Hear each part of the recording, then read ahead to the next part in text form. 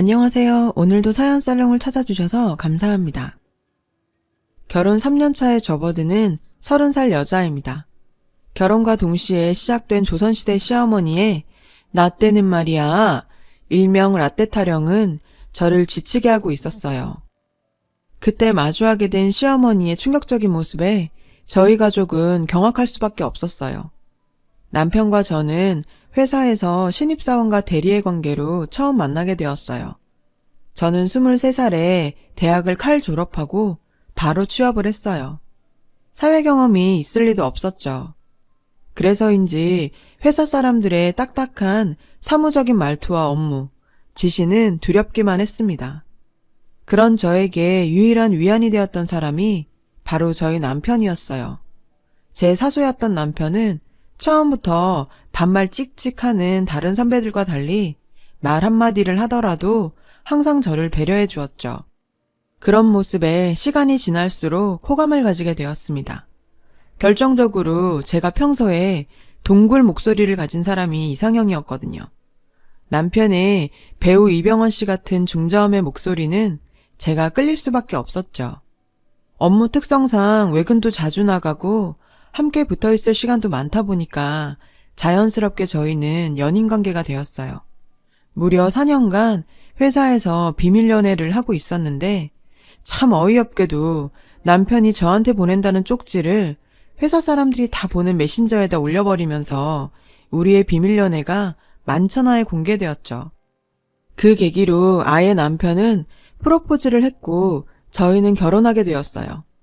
남편과의 결혼은 행복했지만 걱정이 없던 것은 아니었어요.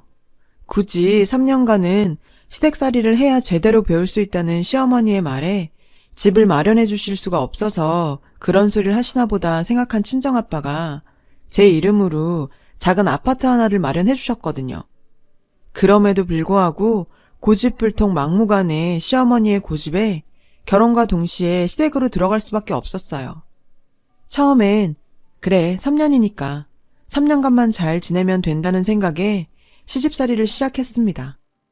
오랜 시간이 걸리지 않아서 그런 제 생각이 틀렸다는 걸 알게 되었죠. 그렇게 모시게 된 시어머니께서는 정말 꼰대꼰대 이런 상꼰대가 따로 없었어요. 신혼여행을 마치고 시댁에 들어온 첫날 시어머니께서는 제게 말씀하셨는데요. 애기야, 자고로 여자는 남편이 잘 되게 뒷바라지 해주는 게 여자의 본분이다. 나 봐라, 평생 네 시아버지 뒷바라지 하니까 이렇게 큰 집에 편하게 살지 않니? 너도 이제 결혼했으니 회사 그만두고 집에서 임신 준비하고 동수 뒷바라지 하면서 지내도록 해라. 신혼여행에 돌아오자마자 여자의 본분을 이야기하시며 회사를 그만두고 임신 준비하라는 어머님 말씀에 당황스러워서 아무 말도 하지 못했어요. 남편은 회사 그만둘 필요 없다면서 어머님을 설득해보겠다고 했지만 워낙 완고한 시어머니의 의지에 결국 휴직을 결정하게 되었어요. 그렇게 시작한 시집살이는 정말 매일매일이 라떼의 연속이었죠. 시어머니께서는 젊었을 때 무슨 고생을 그리도 하신 건지 말끝마다 나 때는 말이야 라는 말을 달고 사시는 분이셨어요. 저에게 그렇게 엄격하신 분이 또 시아버지 앞에서는 요조숙녀 그 자체였어요. 무역업을 하시던 시아버지는 1년의 반은 외국에 나가 계셔서 그런지 시어머니는 시아버지가 집에 있으시면 매끼 으리으리한 밥상을 차리시고 결혼 생활이 30년이 넘었는데도 여전히 신혼 같아 보일 정도였어요. 솔직히 그 모습 하나는 정말 배우고 싶고 보기 좋아 보였죠. 하지만 저한테만큼은 모질고 엄격한 시어머니셨어요. 날이 갈수록 간섭의 정도는 심해졌고 결혼 3개월쯤 흘렀을 무렵이었나요? 자고 일어났더니 거실이 시끌시끌해서 문을 여는 순간 제 눈을 의심할 수밖에 없었는데요. 거실에서는 산처럼 쌓인 절인 배추와 함께 그곳에는 저희 엄마와 제 막내 동생이 앉아서 배추를 다듬고 있는 거예요. 엄마가 여기 왜 있어? 수진이 너는 여기 왜 있고? 내가 좀 불렀다. 나 때는 말이야. 며느리 친정 식구들이 와서 이렇게 김장도 돕고 다 그랬다. 사돈, 제 말이 맞죠? 엄마는 떨떠름한 표정으로 배추를 만지고 계셨고 게다가 고등학생인 제 막내 동생 역시 마지못해 끌려온 느낌이었어요. 너무 황당한 나머지 저는 조용한 곳으로 시어머니를 모시고 가서 조심스럽게 말씀드렸죠. 어머님, 저한테 말씀 먼저 하시지 그랬어요. 저희 엄마 몸도 안 좋으시고 수진이 공부도 해야 하는데 저한테 시키시면 되지 친정 식구까지 부를 필요가 있나요? 어머, 얘 또 모르는 소리 한다. 내가 말했잖니. 너희 친정 식구들이 와서 도와주고 그러면 네 시아버지나 남편한테 얼마나 점수를 따겠니? 나 때도 다 그렇게 점수 따고 했다. 알겠니? 본인이 어떻게 살아왔는지는 모르겠지만 제 상식선에서는 도저히 이해되지도 않고 이해하고 싶지도 않았어요. 그래도 겨우 결혼 3개월 된 며느리가 시어머니의 말에 반박하기는 쉬운 일은 아니었어요. 김장하는 내내 시어머니의 나 때는 말이야는 계속 이어졌어요.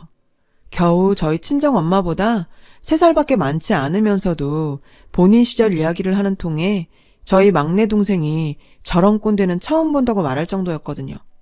실컷 저희 친정 식구 불러서 고생은 고생대로 시키고는 시아버지가 퇴근해서 돌아오자 하루 종일 김치 담근다고 고생했다며 온갖 애교를 부려대는데 뭐 점수가 어쩌고 말은 그렇게 하면서 거기서 저희 친정 식구들에 대한 이야기는 이런 방구도 없으셨죠. 진심으로 그날 애먼 남편한테 처음 짜증이랑 짜증은 다 부리게 되었어요. 당신 어머니 너무한 거 아니야? 김장 담그는데 왜 우리 친정 식구들을 불러서 일을 시켜? 무슨 그게 다 내가 시아버지께 점수 따게 해주는 거라더니 본인 고생한 것만 이야기하지 우리 엄마랑 동생이 일한 건 한마디도 안 하시네. 참나, 점수는 무슨 내가 뭐 사격판이야? 저는 연애기간 포함해서 알고 지낸 지 5년 동안 한 번도 남편에게 큰소리 낸 적 없었거든요. 제가 눈물 뚝뚝 흘리면서 화내는 모습에 남편도 많이 당황한 모습이었습니다. 본인도 어머님의 그런 모습은 잘 알고 있었지만 이 정도인 줄 몰랐다면서 조용히 이야기해보겠다며 저를 달랬죠. 하지만 이게 또 문제의 시발점이 될 거라고는 생각도 못하고 있었어요.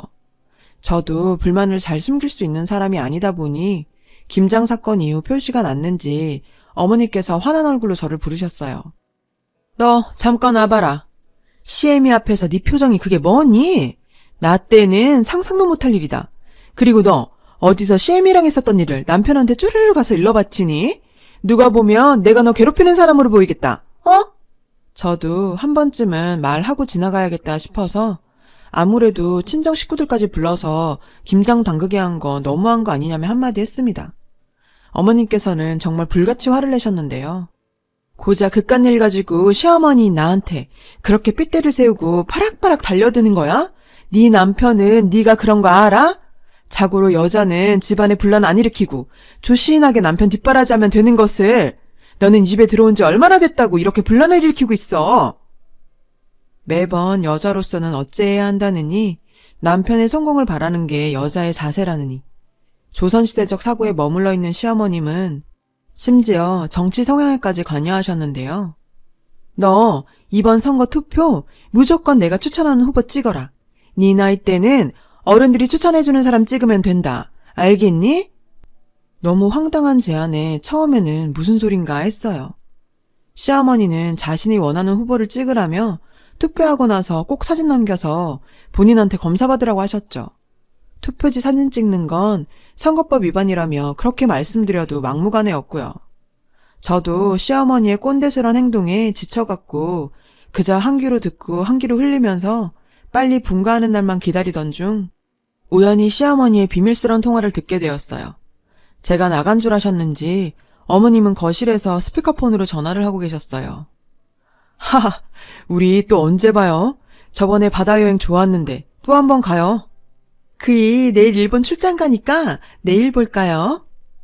휴대폰 스피커에서는 남자 목소리가 흘러나왔고 어머님의 행동은 마치 시아버지를 대할 때처럼 살가운 모습이었죠.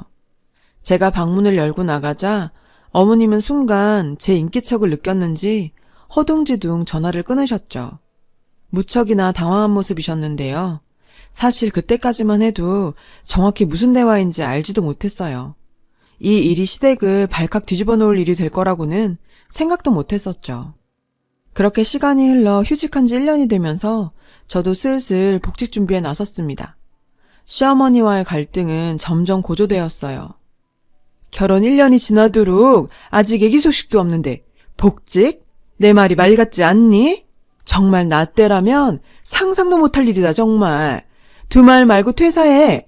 그리고 내가 여러 번 참다가 이야기하는데 너는 네 서방한테 반말 툭툭 하는 게 무슨 버릇이니? 어디 하늘 같은 남편한테. 시어머니는 제가 남편에게 반말하는 것까지 거슬렸는지 간섭을 했어요. 또 남편을 하늘처럼 모셔야 한다느니.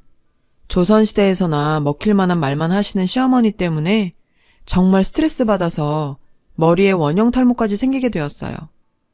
그리고 얼마 후 현모양처를 자처하던 시어머니의 충격적인 만행을 확인했죠. 정말 경악하지 않을 수가 없었습니다. 모 트로트 프로그램을 시청하던 중에 순간 관객석에서 시어머니를 본 것 같은 기분이 들어서 다시 돌려봤더니 의심의 여지 없는 시어머니셨고 환하게 웃고 있는 시어머니가 손을 꼭 잡고 공연을 보고 있는 남자를 보는 순간 저는 몇 달 전 어머님과 통화하던 그 남자라는 걸 한눈에 알아볼 수 있었어요.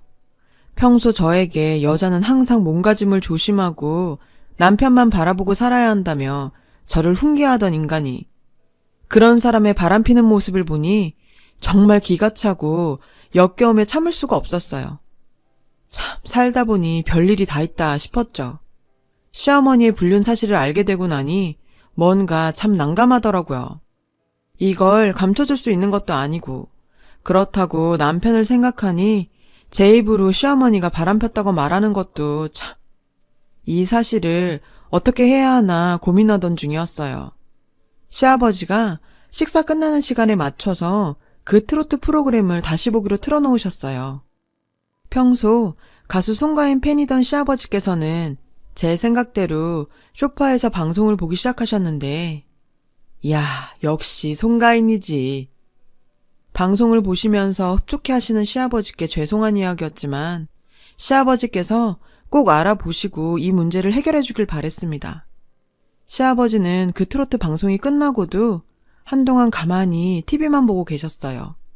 사실 방송에 잠깐 나오는 시어머니의 모습을 알아차리는 건 쉽지 않다고 생각은 했어요.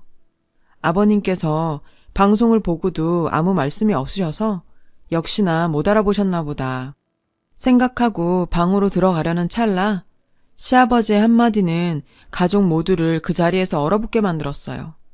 왜 당신이 내 친구놈이랑 저기서 손잡고 앉아있는 거야?